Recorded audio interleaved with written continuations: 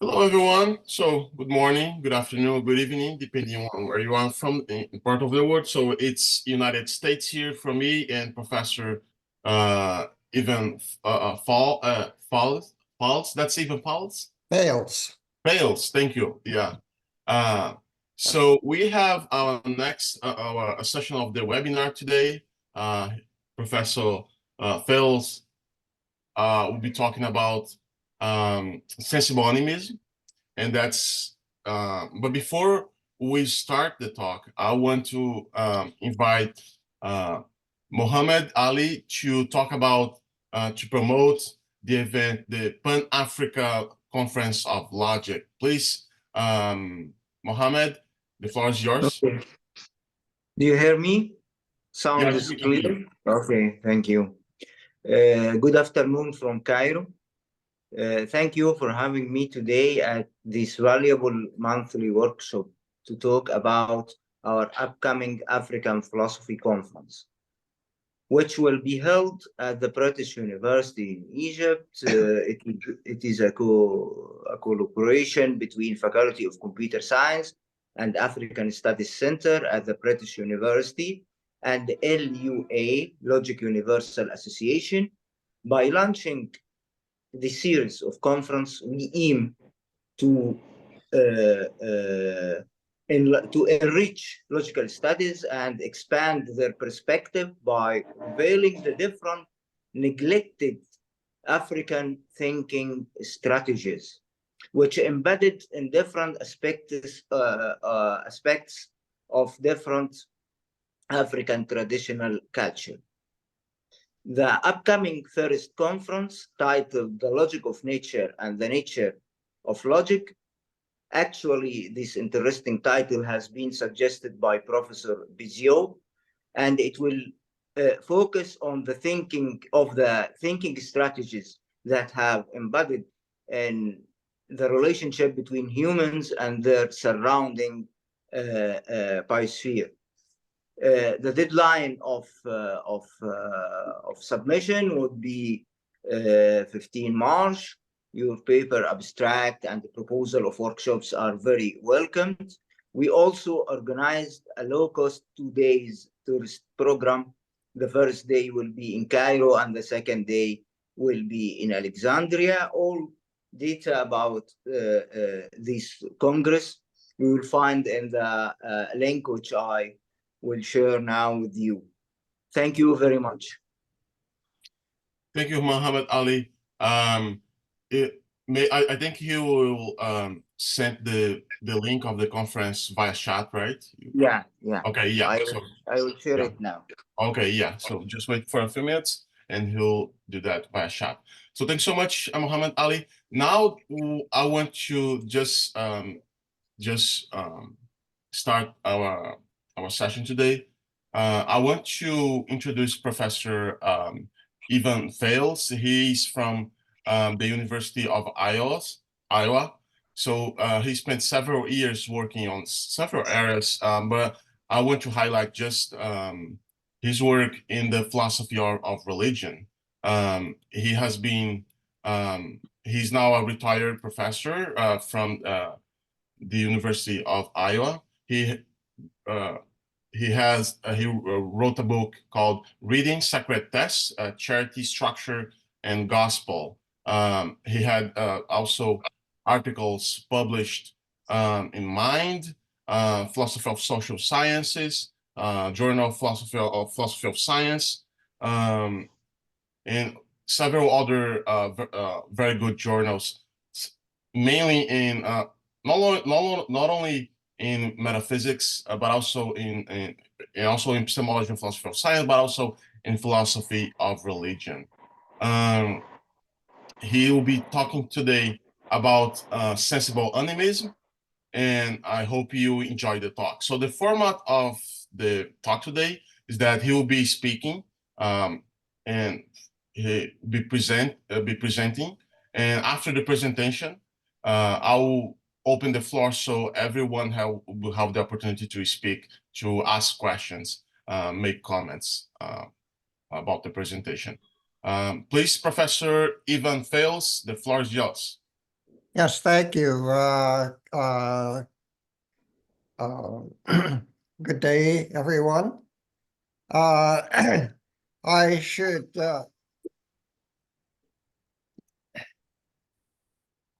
that'll take care of the phone. I'm sorry. I should apologize for the fact that I won't have a PowerPoint presentation for you. I am so old school that I've never mastered the technology. So I'm just going to move my mouth. I hope there will be questions. I hope I will be clear enough that I will generate confusion among you. Uh, Let me begin by saying that the term animism was coined by in the late 19th century by anthropologists as a general way to try to characterize what were thought of as primitive religions, tribal religions, basically,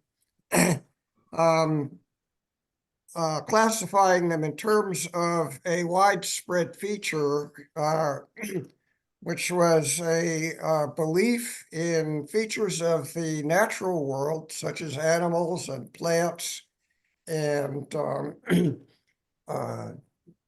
geographical features, mountains, or other interesting formations. A belief that some of these items are inhabited by human-like beings, usually invisible, that are in some sense present in these features of the world and give them a certain religious status. Anthropologists speak of these beings in various terms. They speak of souls, they speak of spirits, demons, deities, also ghostly sort of things. One might generically call them spooks. And once one looks at the details of the ethnographies of these people, one finds that the beliefs are often really quite baffling and not easy to make sense of.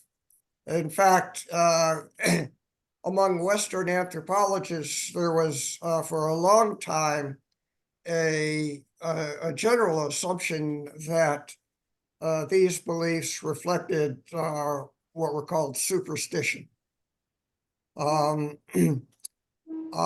going to challenge that characterization by presenting a hypothesis on which these beliefs can be understood as being actually quite rational and quite sophisticated.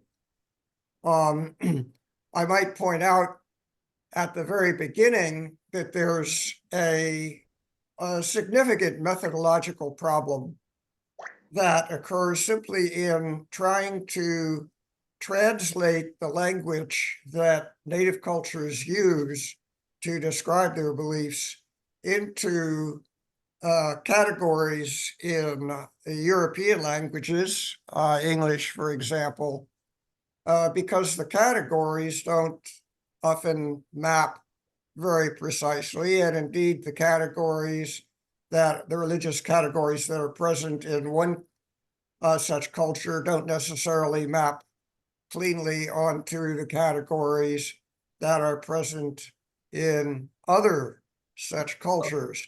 And that immediately complicates the question of how accurate a representation one can provide in a different language and within a different culture of the beliefs of a culture that is under study. So my argument is going to have three main sub-arguments, and the first two especially I'm going to be as summary about as I can because of constraints of time. The first section will be a brief presentation of some selected ethnographic data, just to give us something to specific to think about. What? I can't hear that.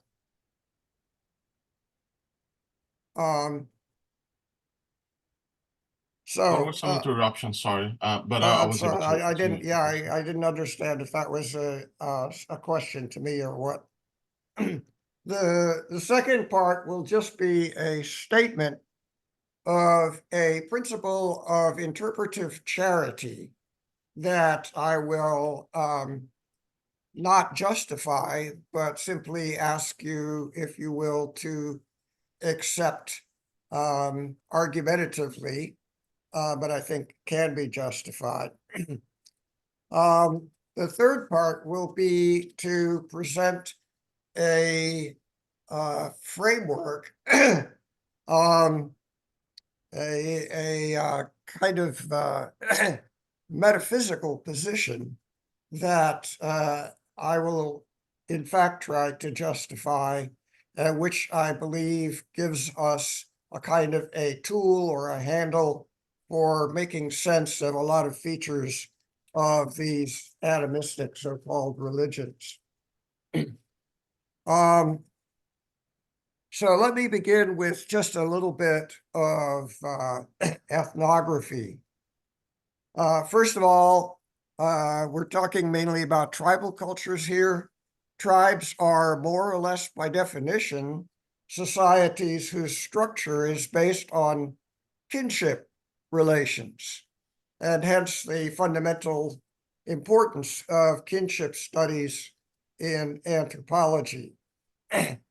I mean that in the following sense, that in these societies, there's a pretty strong sense in which you are who you are, that is to say, your social identity depends on who your kin are. So here I'm going to examine two fairly ubiquitous features of tribal religions. First, the presence and worship of spirits or souls, as I will provisionally call them.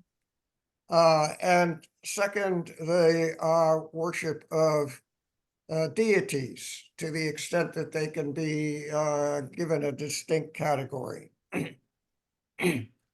And I will be focusing on a few tribal cultures as specimen cases, in particular cultures that really occupied an immense amount of anthropological attention at the beginning of the 20th century, namely the Aborigine tribes of Australia. So what I want to do is just give you a brief description of some of the beliefs of some of these tribes that live in central and north central Australia. So among the tribes on the Pennefather River, it is believed that every man has two souls. The one, called Ngai, resides in the heart. The other, called Choi, remains in the placenta. Soon after birth, the placenta is buried in a consecrated place. A particular Genius named Anja, who has charge of the phenomenon of procreation, comes to get this Che and keep it until the child being grown up is married. When a time comes for him, that is the married person, to have a son, Anja takes a bit of the choice of this man, places it in the embryo he is making, and inserts it into the womb of the mother. So it is out of the soul of the father that of the child is made. It is true that the child does not receive the paternal soul integrally at first, for the Ngai remains in the heart of the father as long as he lives. But when he dies, the Ngai, being liberated, also incarnates itself in the bodies of the children. If there are several children, it is divided equally among them. There thus is a perfect spiritual continuity between generations. It is the same soul which is transmitted from a father to his children, and from these to their children. And this unique soul, always remaining itself in spite of its successive divisions and subdivisions, is the one which animated the first ancestor, typically an animal, at the beginning of all things. And that's a description from Emil Durkheim, who I will have occasion to mention again. Here's a little bit more. Physical objects serving as insignia of office or social position can embody a soul and serve as an emblem of the means of transfer from one holder of that social position to his or her successor. Thus, the Chiringa, which are Australian sacred objects of the Aborigine tribes of Central Australia, they are identified with the bodies of those who receive them upon initiation and are invested with the soul of an ancestor. Initiation transfers or invests in a descendant the soul of this ancestor who previously possessed that sacred object. Okay, let me start with that small sample of Australian beliefs. And the question is, what are we to make of these data? First, let's talk a little bit about souls and spirits. What the Pennefather River tribes call the Ngai and the Choi, for example. One initial question is whether the English term soul is the most informative translation of this term. Soul, even in English, is, after all, a technical term with a variety of Western conceptions. If you ask your students, as I ask mine, whether they have a soul, they typically say yes. And then I ask them what their soul is, what it is that they're talking about. And they typically head for the exits. And when they do answer, it is really all over the map. So one needs to think carefully about what one means to convey when one uses a term like this. In fact, the function of souls in most of the cases, tribal cases, is to track the transference of social status or role from one person to his or her descendants or successors. Something that is sometimes called transmigration of souls or reincarnation.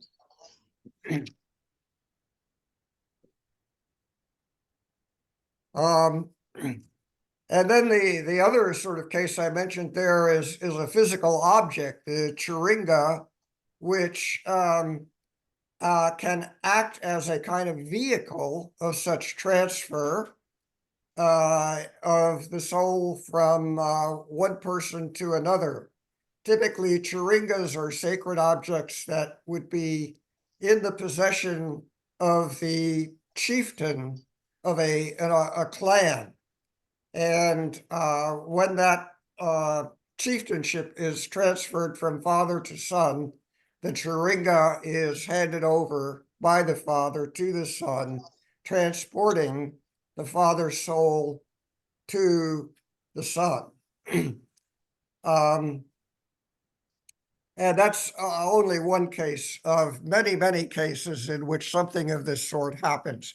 Among the Australian Aborigines, for example, it is generally true in many tribes that when a man dies, his soul leaves his body and enters into the body of something else. It might be a tree, it might be a fish in a pond, something that soul inhabits or is housed by until the time comes when a pregnant woman of the proper clan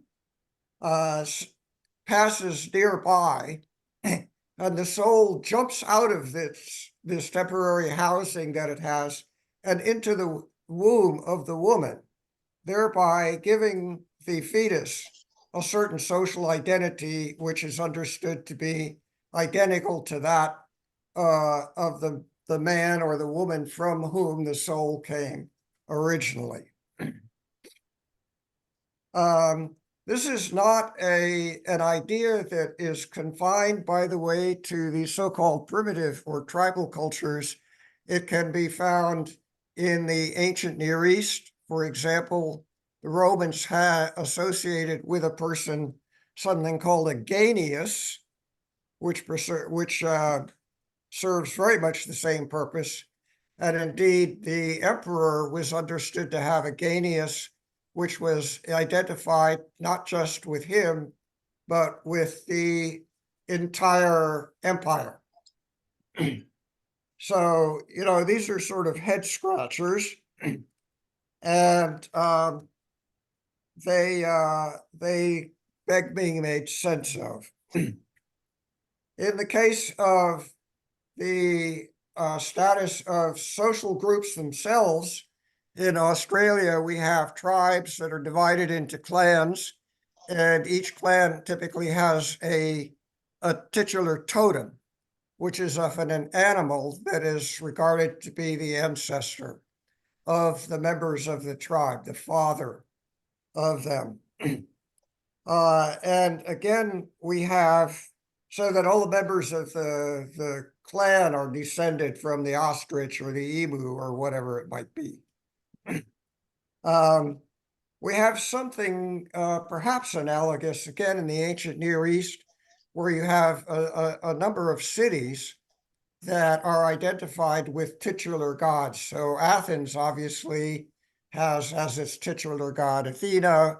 Rome had goddess, actually, and Rome was identified with the goddess Roma. Those are just two examples. Now, my effort to make sense of this is fundamentally inspired by a view that was argued for in the elementary forms of the religious life about 100 years ago, a bit more, by Emil Durkheim. And the insight that I want to take from Durkheim is the insight that the religious ideology, the belief in spirits and so on, maps rather precisely onto the social structure of the group that holds these beliefs. There's something like an isomorphism between them. And Durkheim wondered why this should be the case, and he has a fairly long discourse in which he tries to give what is essentially a psychological explanation, something I think of a Just So story, for which he doesn't have very much direct evidence. And it is a story which has a feature that was very common among anthropologists who are trying to understand the origins and basis of human religiosity, namely that the beliefs that primitive people have rest in various fairly fundamental ways on cognitive errors of some kind. That is to say that these people are in some way making basic mistakes about how to understand their world. I want to see if I can do better than that.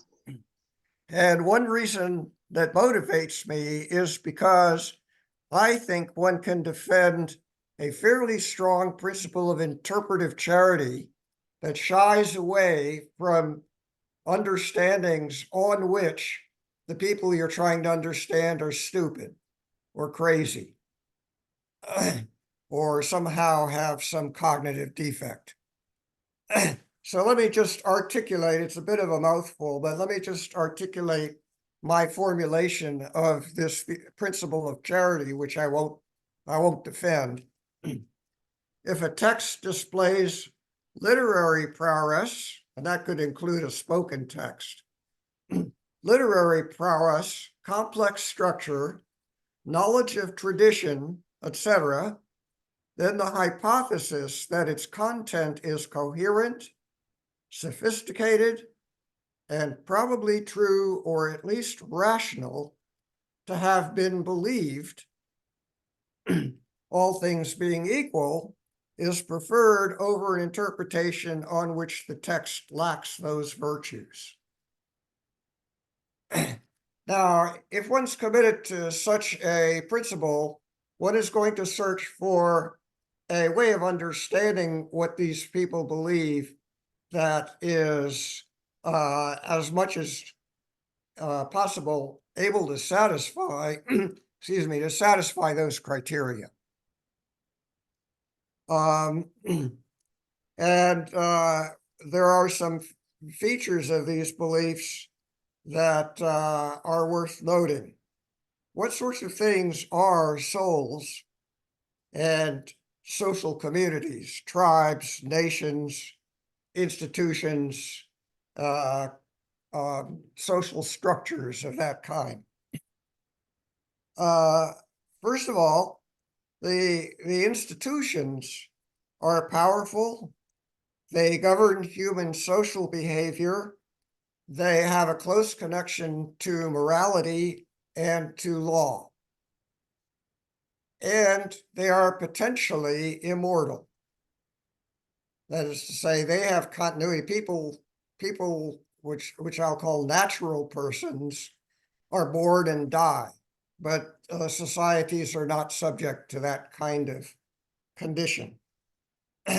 Societies, cultural institutions, and so on, typically are spatially dispersed, but they can also be focused in the person of certain individuals who have powerful position in those institutions. And these social positions and the institutions which they comprise are not material things. They're not visible, and they are quite clearly non-material. I'm going to argue for that in some detail here. Souls are heritable, typically. They supply a solution to the question that every society faces, which is how to provide social continuity as you move from one generation to the next. So the actual natural persons die and their social position has to be replaced. in some way, and soul transfer does that job. Okay, so I'm going to now try to make some sense out of all this very briefly, if I can. I want to talk about the metaphysics of social systems. And I'm going to be a realist about this. I think these things really exist, although that's a big philosophical dispute. Let me start with an analogy, which I think will help to grab your intuitions. I want to talk about works of art. Take a bronze statue like Rodin's sculpture, The Thinker. Ask yourself the question, this was already a concern for the ancient Greek philosophers. Is the thinker identical to a lump of bronze? And the answer has to clearly be no, it is not.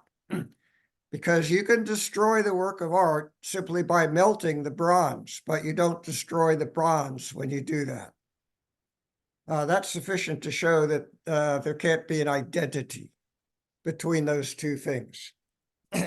Moreover, as it happens in the case of Rodin's Thinker, there are some 50 copies of it, each of which is considered the sculpture. And obviously, the sculpture can't be identified with one of these, because then it's not identical to any of the others. Identity just doesn't do the job. And this becomes more clear when you consider other sorts of works of art. The novel Moby Dick cannot be identified with any of the physical copies of Moby Dick for obviously the same reasons. It's true that there's some deep connection between them.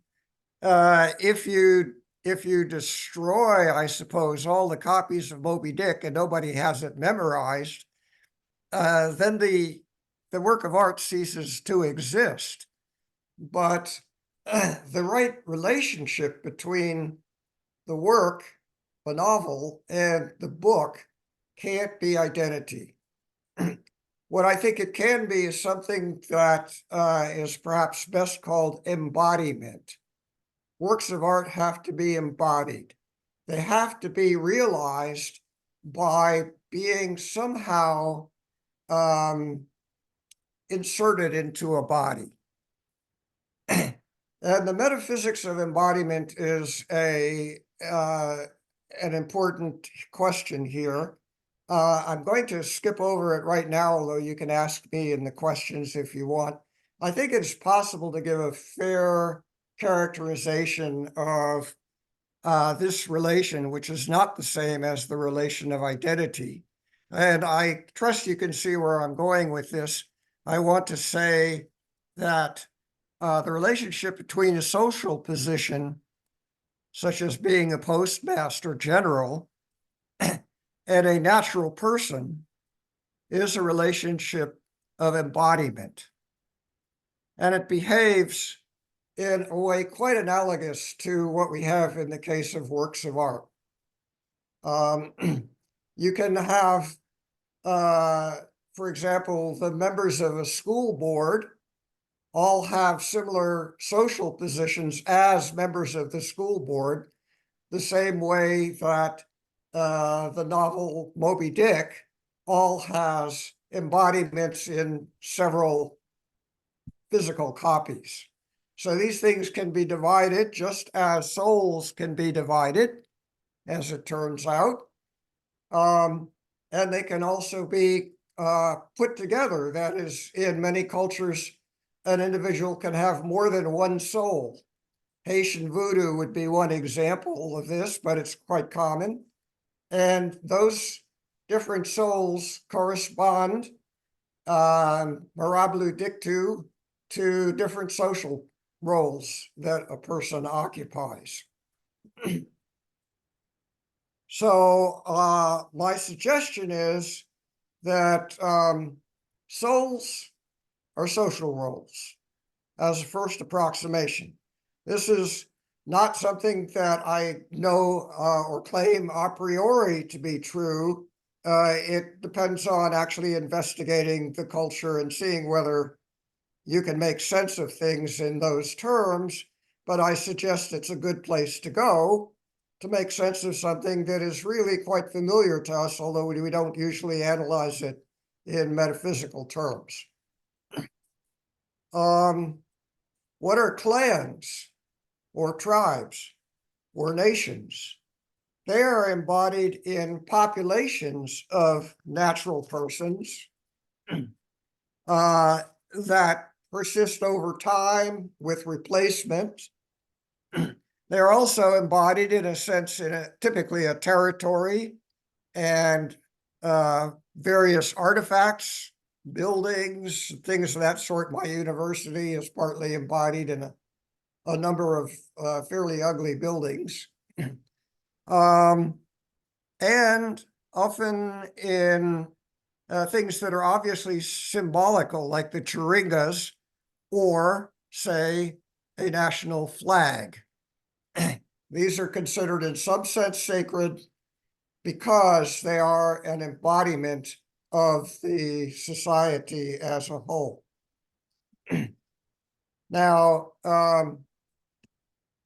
so my suggestion is that souls are social roles, and gods, at least gods that are sort of the high gods in a culture, if it has high gods, are the sort of corresponding entity of the society embodied in the persons of that society who are citizens of it. I would add one amendment to that, which is if you just think about, for example, the Judeo-Christian tradition, you don't want to say that Yahweh is identical to Israel, because Yahweh is constantly having problems with Israel, and Israel is constantly having problems with Yahweh. What I suggest is that the high God is something that can be understood as roughly the Platonic form of the society, just as you and I have corresponding to us a Platonic form, which is we as we should be ideally. And it is against that standard that we as we really are measured. How good are we? Well, how good an Evan Fales am I?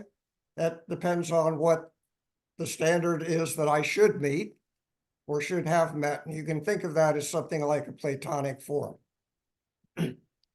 Okay, I'm gonna quit there with just this quick coda. You might wonder if this sort of apparatus can have any sort of interpretive power or application to our modern home religions. And the answer is yes, and I'm just going to give this to you as a teaser. The same metaphysics can make quite good sense of the Christian doctrines of the Incarnation, the Trinity, transubstantiation, papal infallibility, resurrection, all of those things. And just as a coda to that, there's no need in making sense of these so-called mysteries to appeal to paraconsistent logics. There's no inconsistency there, and I think it would be interpretively implausible to suppose that the early church fathers who formulated the Nicene Creed and so on had something like a formal paraconsistent logic in mind when they did that. My sense of charity says they were not idiots. They were not interested in saying things that are contradictory. We need to find a consistent way of understanding what they said. Thank you.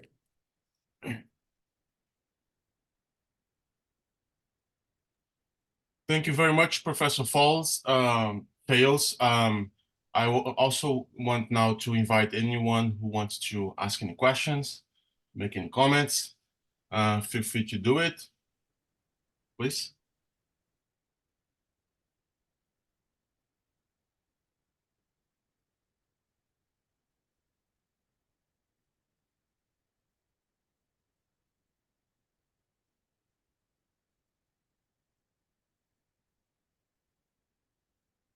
There seems to be a stunned silence.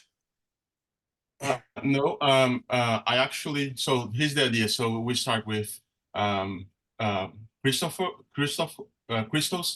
By the way, if you want to ask your question via chat, you're welcome to do that as well. I'll be, from time to time, I'll be taking a look at the chat, see if there is anyone in the chat. Please, Christos, the floor is yours. Go ahead. Many thanks. I confess to my embarrassment, I'm not 100% sure that I understood it. I think some of it may have been because of my connection, but I was very interested when you mentioned the division of the soul, because of course that's a kind of sort of Chinese and so on. It's a very common theme to describe the different parts of the soul. But I wonder whether you could tell us a little bit more about that, and if you could just sort of, in a sense, I also agree that it's not necessarily in terms of logic that it was framed, but I wonder whether there was some sense in what was experienced and what was brought forward in the way that each person was able to do so at that time. I'm just curious if you could tell us a little bit more about the divisions of the soul, if it's something that you're interested in and have something to say, and if you could also say a little bit more about, well, if it's not in a paraconsistent logic sense, could it be in some other sense, and what feeling do you have that that may be? Thank you. That makes what? That what was the last phrase? Sure. In a sense, in your own feeling, in what sense were they conceived at the time that they were written? Of course, these are just speculation, but of course, you have an informed opinion, having read and dwelled in these kind of matters. So I'm just curious, if not in a paraconsistent logic sense, which I probably would also agree to some extent, in what sense were they experienced? Of course, something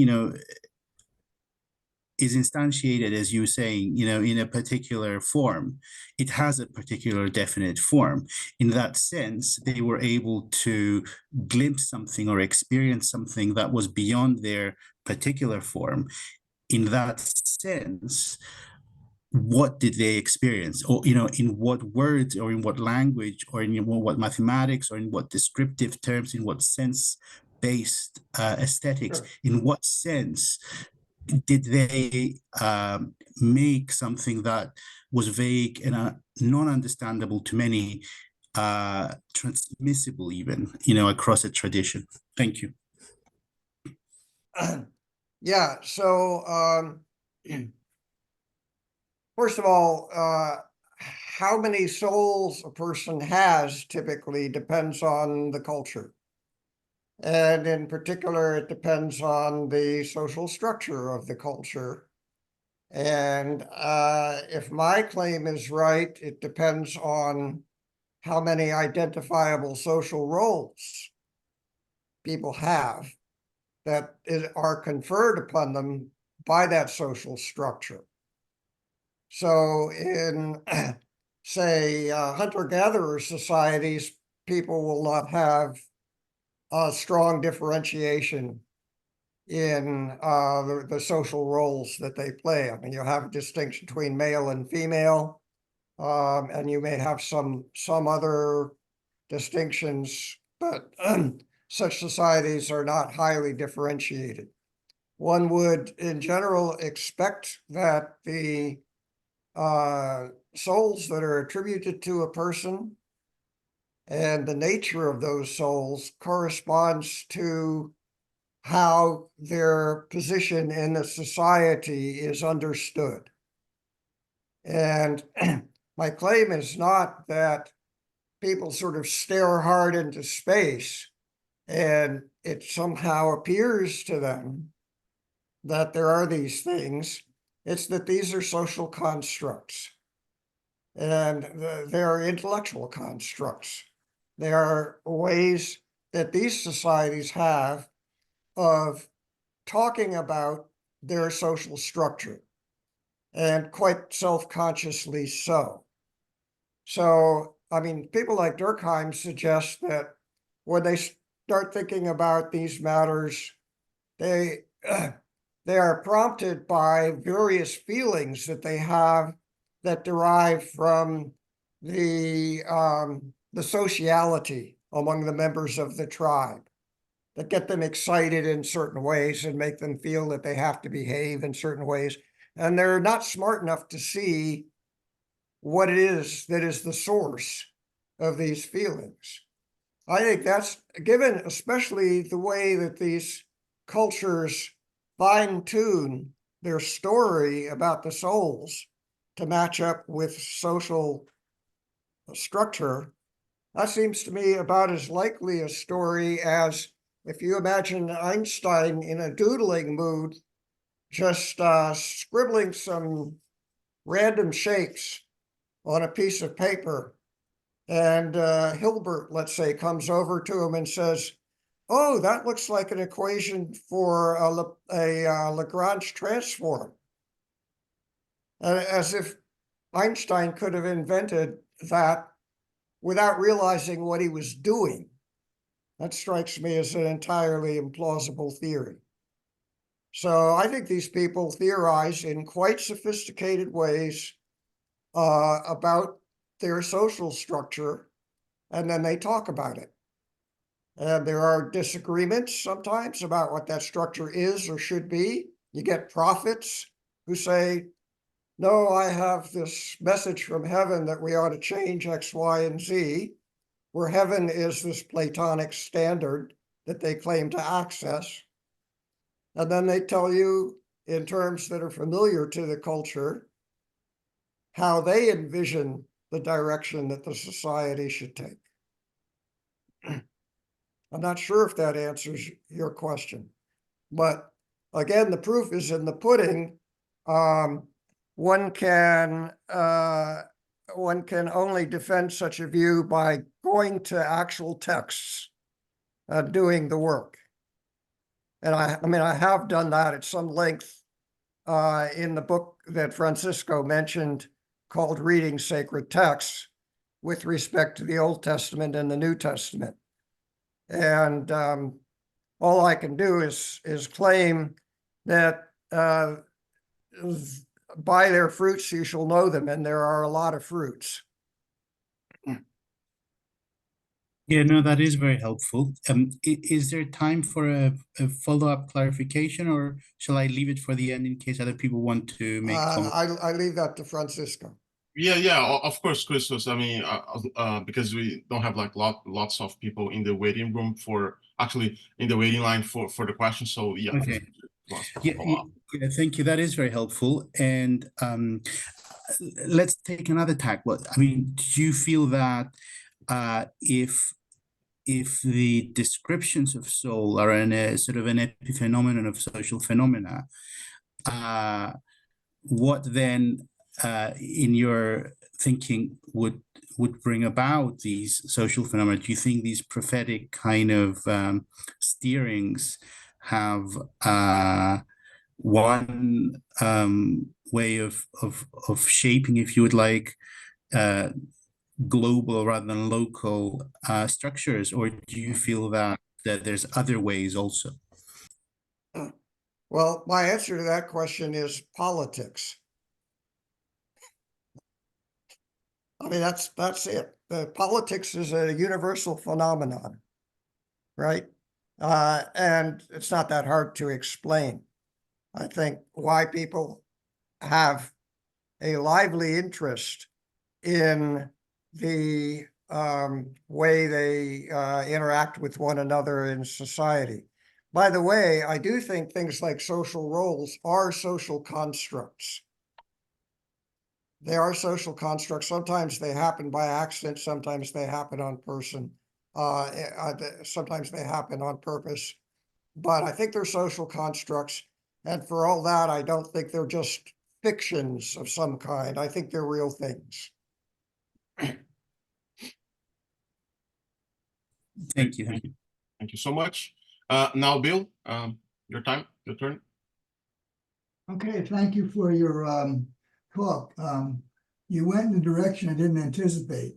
So let me ask if I'm correct to sort of understand this issue as the old debate between nominalists and realists. And if we are realists, then there must be something that's making them real.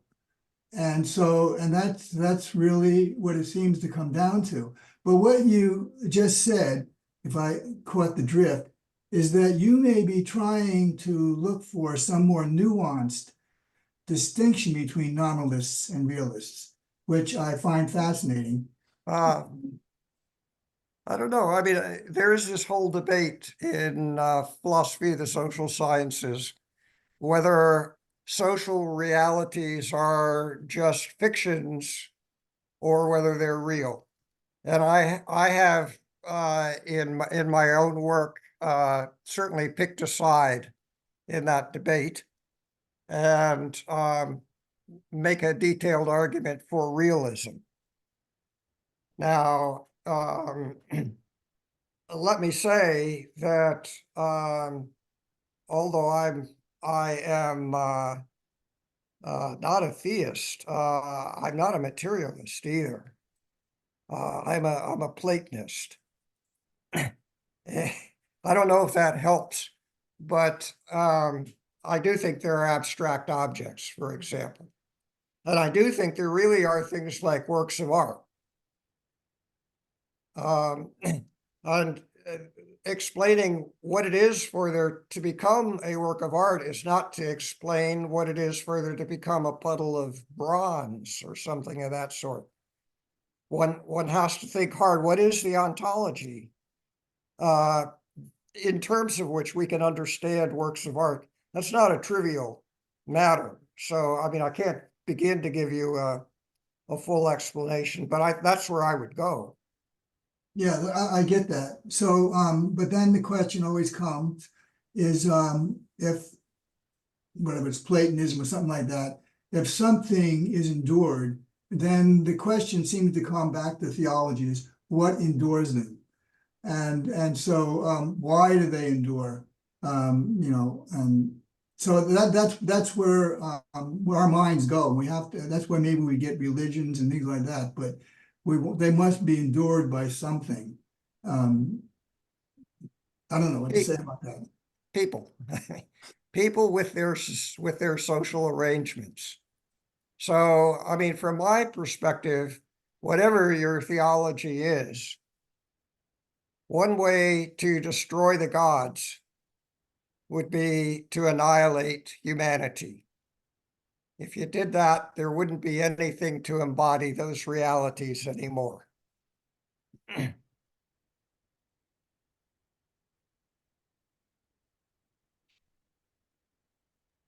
Okay, thank you very much. I do, in the meantime, while other people are preparing to ask questions, I do have a question. So, if I got you right, so you think that in some sense, at least in some sense, at some extent, those primitive religions were a lot shaped by, I mean, the structure of those primitive religions, the system, I mean, by their shape, I mean, the system of beliefs, what they believe, right? The rudimentary theology, let's say, the set of beliefs they have, were a lot shaped by some sort of social structures, right? If I got you right. Now, if that's correct, what about the other way around? I mean, can't we say that that a lot of a lot of what they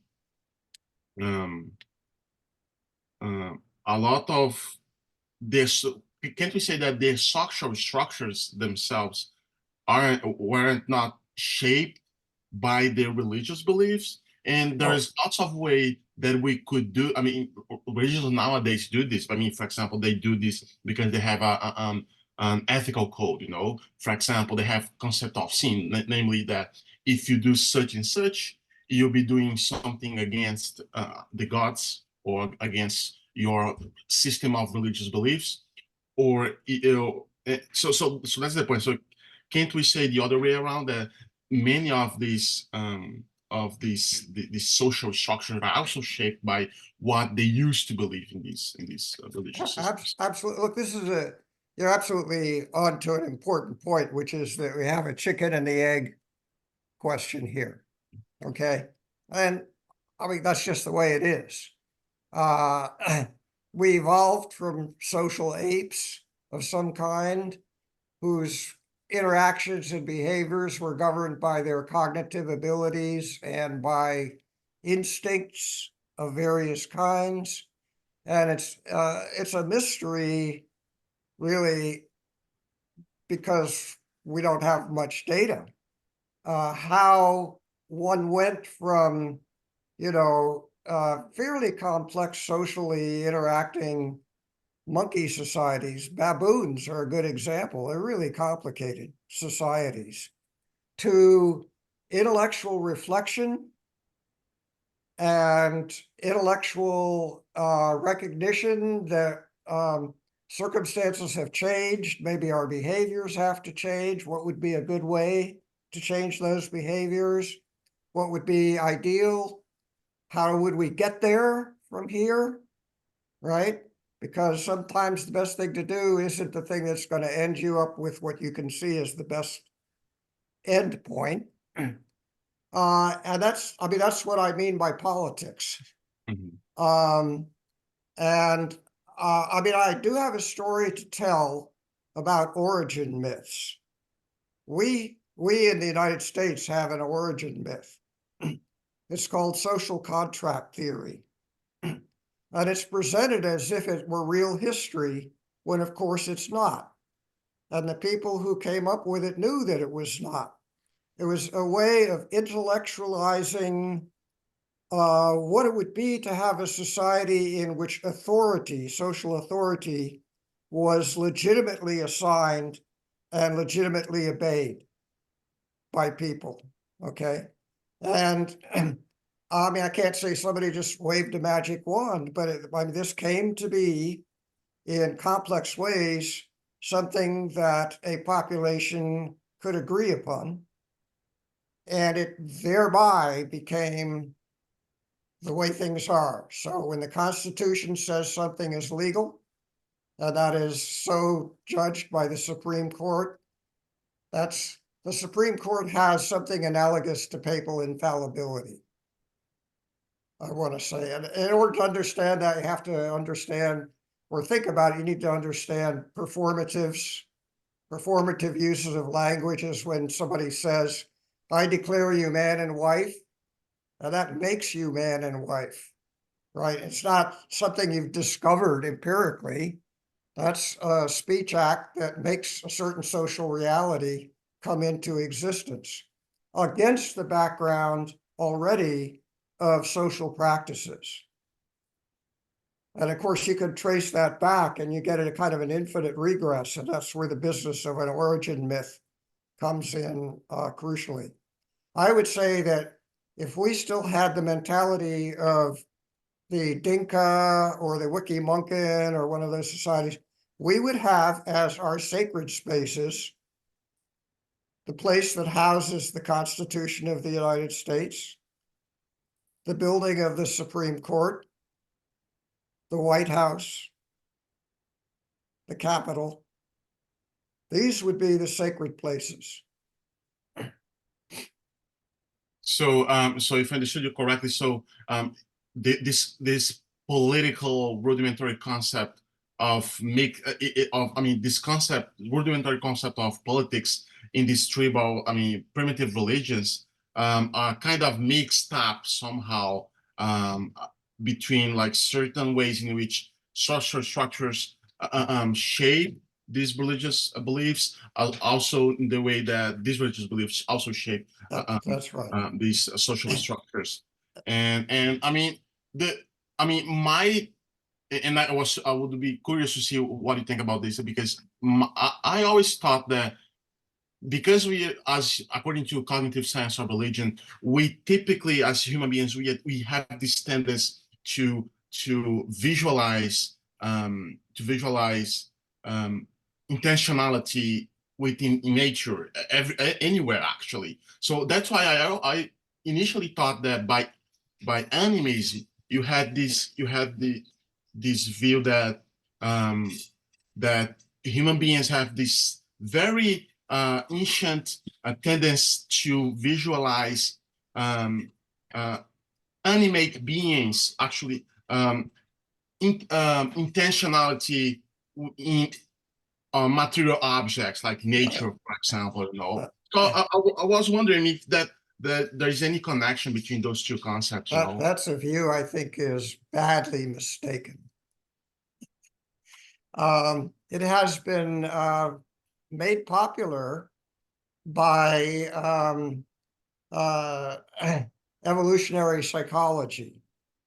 And one criticism, I don't find the psychology terribly plausible, but even if it is, there is so little detail that its fruits are, if I may put it this way, very sparse.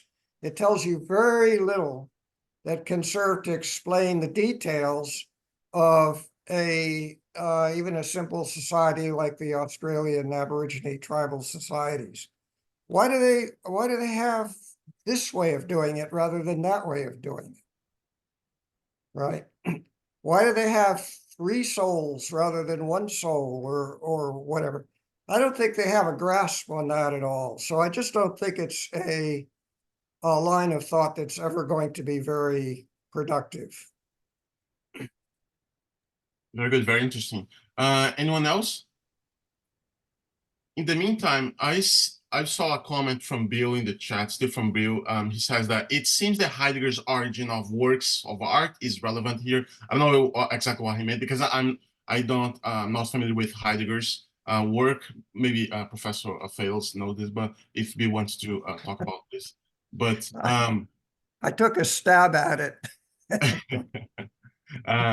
So if anyone else have any other questions, okay, so Alfred, please go ahead.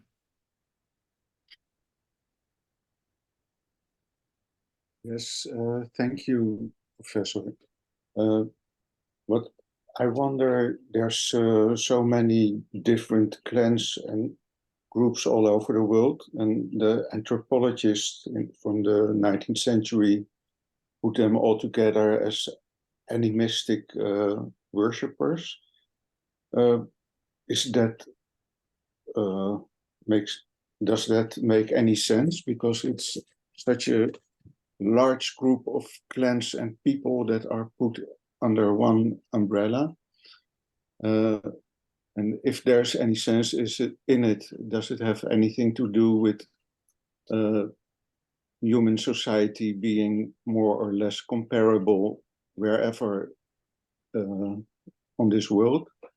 And third question, do you consider that our so-called sophisticated religions are more or less a further development from these animistic beginnings?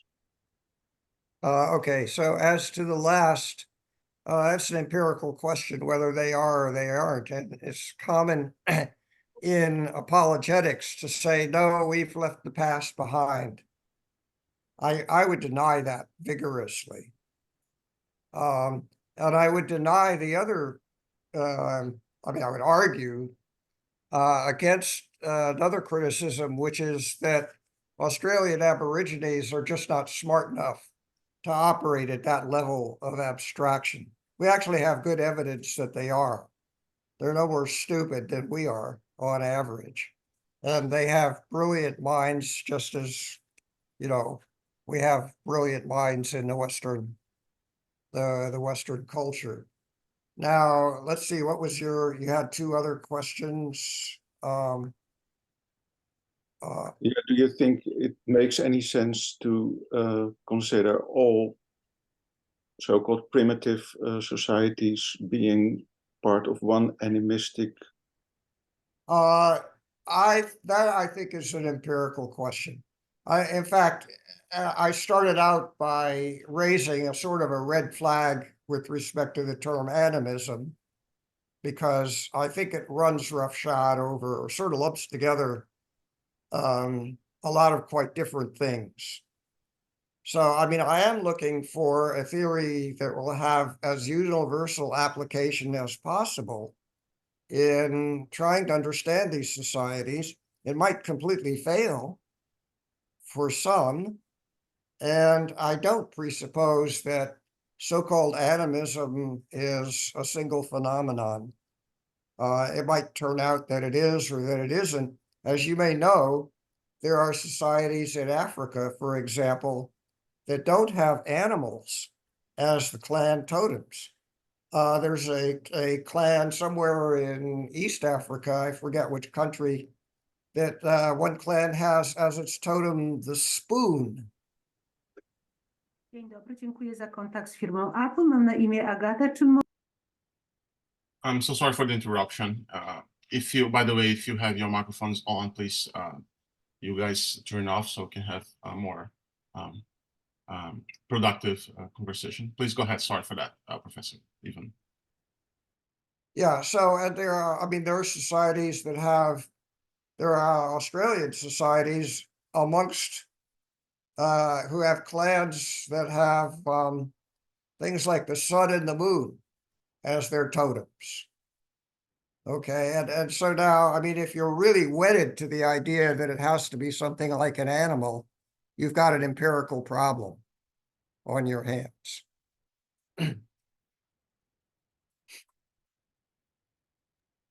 Okay, thank you very much. Christos, yeah. By Thank the way, you. if you have anyone else want to ask a question, after Christos, that's going to be the last one after Christos' question. Please, Christos.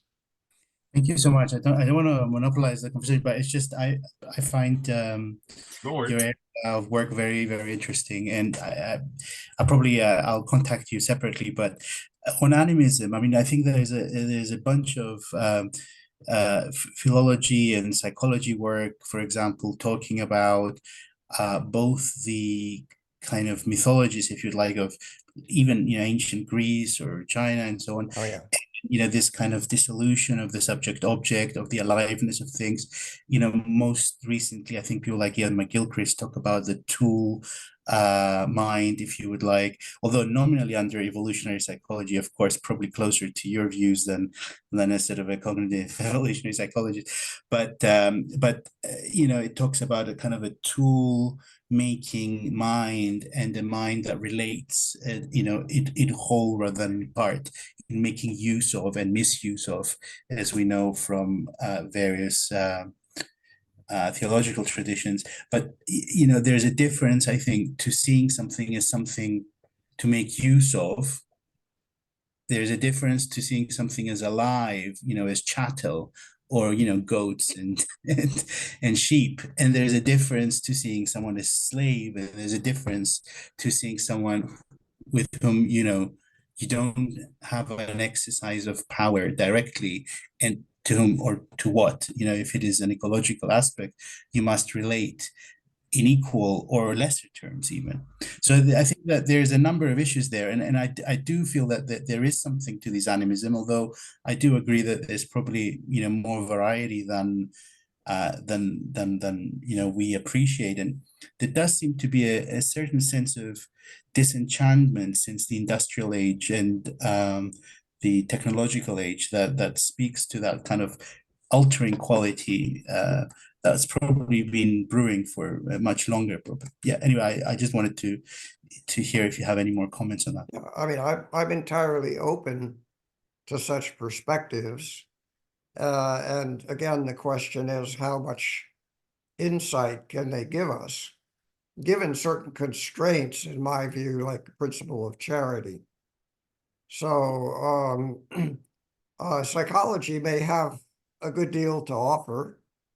I've been very interested in mystical experience, for example, and I'm surprised there, as well as here, that I think the more productive work has been done by sociologists, and in the case of mystical experience, by neurophysiologists. There is a famous debate in anthropology between people who tried to push essentially psychological explanations of such things like kinship structures, and people who pushed structural explanations that are sociological and not psychological. And so you had Hobbes and Schneider, who were two American anthropologists who pushed the psychological view. And in this particular debate, which had to do with the relationships between a person and their uncle, which is important in some societies, they were destroyed essentially by Rodney Needham. So I tend to be skeptical about how far psychology will take us, but it surely should tell us something about universal features of human consciousness. And so I'm willing to be taught. Thank you very much. Very good. Wesnia Mond will have the last question. Please, Wesnia, floor is yours.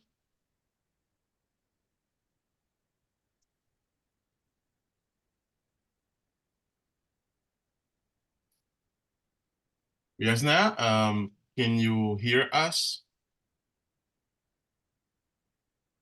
Yes, I was muted. I'm sorry. First of all, I would like to thank you very much for this inspiring lecture. But my question is rather a conclusive remark and also a question addressed to you. Would you agree that animism is something inherent to human nature, to human perception of the reality? And the difference between these different forms of animism is just the difference of the form of the civilization. The difference, it is culture related, it is nature related, because I think that nowadays I find in myself and in many people this irrational, superficially, apparently irrational attitude to the material world, but it is very rational because we are a part of universe, we are a part of matter as well. I like to quote some scientist remark that we are the cosmic dust, that the elements of our body is the elements of the universe. But the clue of my question is, don't you think that we just are animist by nature? The human being is an animist because has this need to create and to understand his or her relation with the surrounding world. We can talk about the different numbers of the souls. Egyptians have many different souls, right? But the phenomenon of this number is the same, that the nature of human is so complex that needs to be defined by many terms. And the last thing, what I also think that I feel a bit confused when I talk about, when I have to think and to define the animism of the tribal societies, because our relationship with nature is totally different than theirs. You see, we are somehow separated from nature nowadays. So I think they can be our great teachers and guides into the world of nature. And because I did some study into African art and African mask, and I think what they created sometimes without being trained in the Academy of Art is just impressed and powerful in one stroke, and in the combination of the strokes, it is the whole mystery of being explained when you just feel it, right? So that's all, and thank you very much. Yeah, well, that's you raised some quite large questions. I'm sympathetic with a good bit of what you said.